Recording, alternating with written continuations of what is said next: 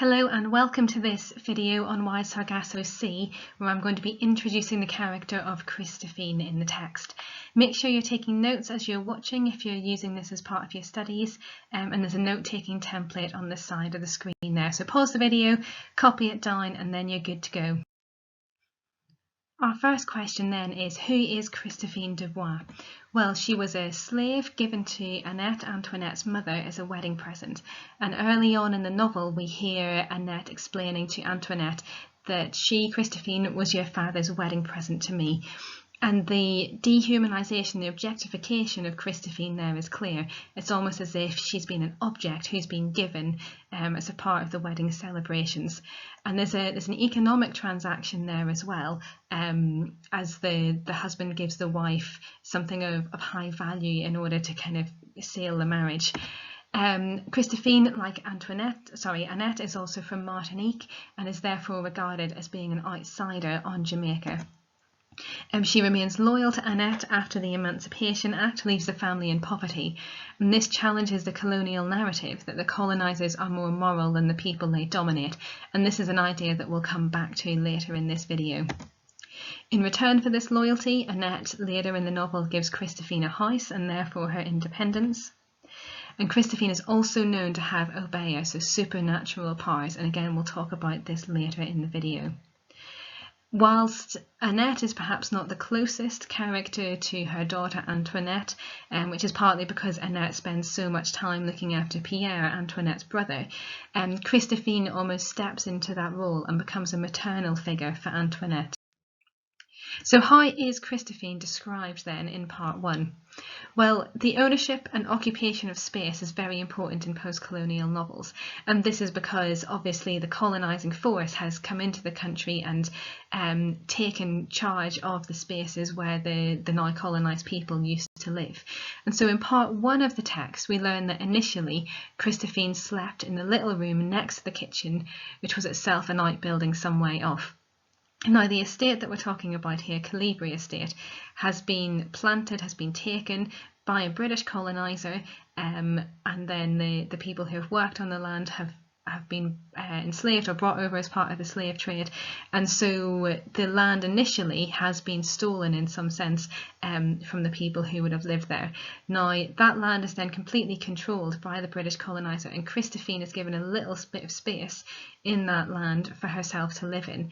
The fact that she sleeps next to the kitchen symbolically represents her role in the family, now that she's a servant, not a slave anymore, but her role as being part of the provision for the family's existence, completing those jobs that the ladies of the family don't want to do.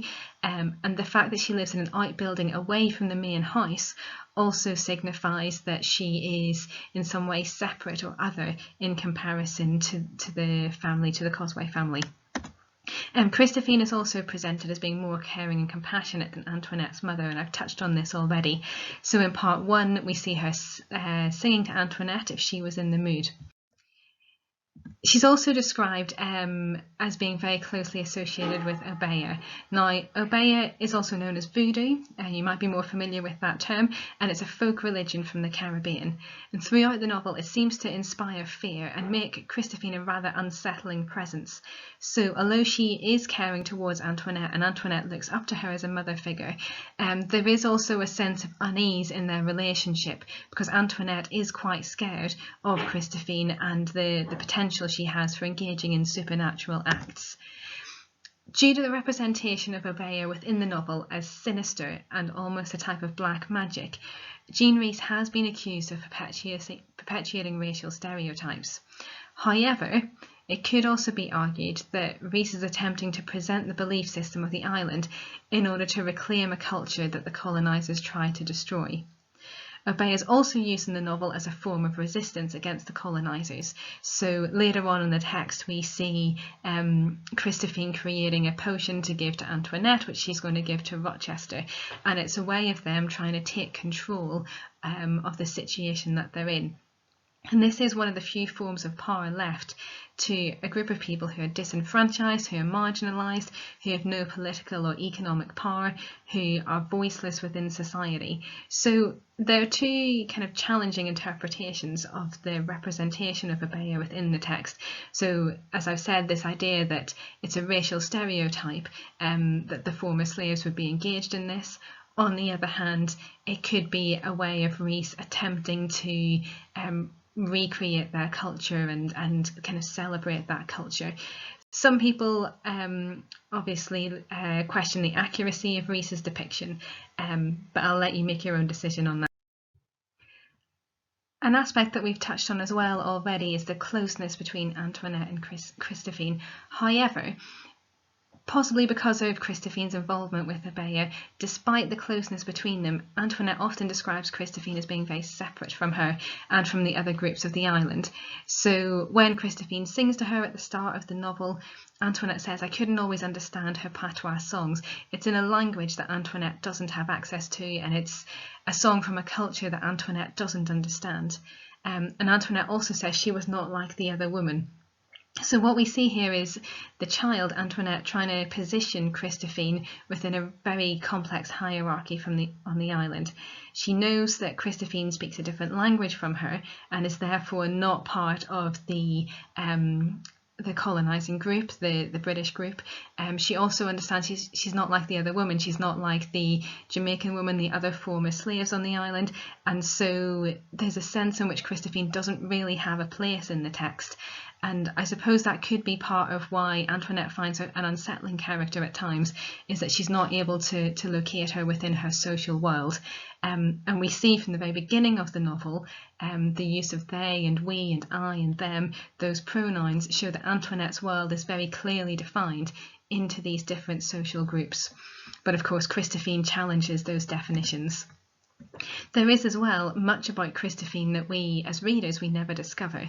So there's hints in part one that she's got a family. So she says, Antoinette says she never saw her son who worked in Spanish Town. Well, we don't know who the father of the son is. We don't know why the son's left. We don't know why she never sees her son. Then later on in part one, Annette says, "I don't know how old she was when they brought her to Jamaica. Quite young. I don't know how old she is now. Does it matter? Why do you pester and bother me about all these things that happened long ago?" So Antoinette has been asking her mother questions about where Christophine is from, who her family is, how old she is, and Annette becomes very frustrated with her daughter. And it's interesting that even Annette, who should be the closest character in the novel to Christophine, has no idea about the person that she's spent a large part of her life with. And the next question there, this is potentially the voice of the colonizer here. Does it matter? Does it matter that we don't know about the lives of the people who have been our slaves and who are now our servants, or who we now live with in our society? And this is what Jean Rhys is trying to challenge. She's trying to say, actually, yes, it does matter. We do need to know the other side of the story. However, at the same time as that, it's really difficult for that story to be told. And so we have a tension within the novel of Rhys trying to tell us that story, but also perhaps not knowing everything herself. And so with Christophine's character, we get snippets of her background, but we don't get the full narrative. Annette also describes Christophine differently to the other servants who have also been released from slavery. So she says, "Christophine stayed with me because she wanted to stay. They stayed because they wanted somewhere to sleep and something to eat." So Annette there is also making judgments, and she's recognising, like Antoinette does, that Christophine doesn't fit in with the other parts of the society that they live in, that Christophine is somehow different, she's separate. And Annette again is making a lot of possibly racist suppositions here as well. She's saying they stayed, so the other former slaves stayed because they wanted something to eat. So Annette really fails to recognise the trauma and the difficulty that these former slaves have been going through. They've worked on this estate for their whole lives. How would they have anywhere else to go? What else would they have to eat? Well, Annette doesn't ask these questions. She just makes a derogatory judgment about their reasoning. So why is Christophine presented in this way? Well, the presentation of her as loyal, compassionate and caring challenges these stereotypical and derogatory representations of colonised people in many colonial texts. And we've just seen Annette make those judgments about the other former slaves on the estate. You could also compare it perhaps to another text, and the example I've got here is the presentation of people encountered in the Congo by Kurtz in Conrad's Heart of Darkness. Now, Christophine is a much rounder character than the ones that Kurtz encounters. She's got much more depth to her, and she's much less stereotypical than they are. So in some way, Rhys is challenging our preconceptions and our stereotypes of what people should be like. Elsewhere in the text, Antoinette says there is always the other side, and this quotation really resonates throughout the whole novel. In the opening section, we learn that this is more true than perhaps even Antoinette realises. So Christophine's history and experience is largely elided, it's removed, it's ignored from the novel, and we can only guess at the trauma caused by slavery and her forced removal from Martinique to Jamaica. So here we see that Rhys therefore implies the blindness of the colonial upper classes to the realities of the empire. And it's interesting that Antoinette is asking questions about this. You know, she's trying to find out what has really happened, but it's very difficult for her too. And so, as well as the blindness of the upper classes, we could maybe talk about their willful decision not to investigate, not to learn about the people that they're living alongside. And whilst Christophine has a powerful voice and presence throughout the text, it's also interesting that her character is never given the opportunity to speak. So we have two narrators in the text. We have Antoinette and we have Rochester, both upper class. Rochester obviously representing that British colonial patriarchy, Antoinette the Creole, the young woman who's treated very badly by Rochester, but we never hear any voice representing the former slaves. And so Christophine's understanding of the world is always filtered through another narrative voice, so primarily through Antoinette's voice. So Rhys hasn't succeeded in giving every marginalised character a voice. You know, there's always the other side, but there's only so many sides, I suppose, that you can tell in one novel. Let's link this interpretation then a little bit more closely to post-colonial theory. And for this I've taken a quotation from post-colonial critic P. Barry, who was writing about Jane Austen's Mansfield Park. Now, I know we're jumping between texts here, but there's a lot of similarities between Jane Eyre and Mansfield Park. So both of them talk about big country estates, very beautiful estates, where the characters kind of play out the different romances in their lives and decide who they're going to marry and so on. And in a sense, it's all very perfect. But both estates are dependent on exploitation, on slavery that's taking place in the Caribbean. So in relation to Mansfield Park, Barry explains that the central irony then is that the estate in England, which represents an ideal of order and civilization, is sustained by another estate a world away. And that other estate on the other world is not an ideal, it's not a place of order and civilization, it's a place that has been destroyed by violence, by trauma, by exploitation, which is built upon slavery and the suffering of individuals, where the upper classes maintain their rule by economic, political, educational power. And so this beautiful English country estate depends on a deep level of violence in the kind of historical sense. And so we see this as well in Jane Eyre. So Rochester's country house, Thornfield Hall, is in some way dependent on Antoinette's money. So Rochester has been sent out to the Caribbean to marry Antoinette because of the money that she's got. And then he brings that back to England, and in some way that kind of feeds into his estates in England.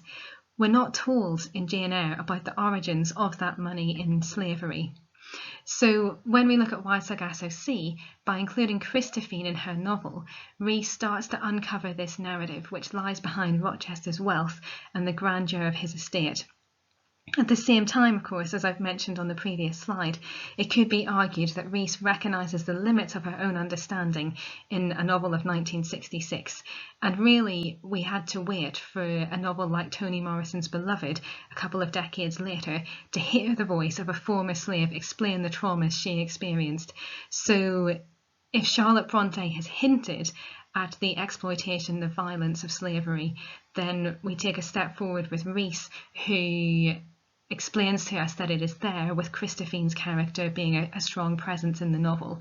But it's only when we get to Toni Morrison really that we hear a narrative in a novel of a former slave speaking and explaining the situation that she's been through. Of course, there's lots of slave narratives as well that I'm ignoring there in that history, kind of biographical, historical documents as well. So there's some things that you could do as independent study, thinking about Christophine and what we've been talking about in this video. So first of all, what are the various meanings of Antoinette's statement, "There is always the other side"? So think about that from a feminist angle, from a post-colonial angle. Think about how Jean Rhys is giving Antoinette a voice, but maybe she doesn't give Christophine the voice that she needs. Also go back through part 1 and make a list of quotations and analysis on the presentation of Christophine, and consider the attitudes of other characters towards Christophine. Okay, thank you very much for listening. In the next video we're going to look at the character of Tia, who appears next in part 1 of the novel.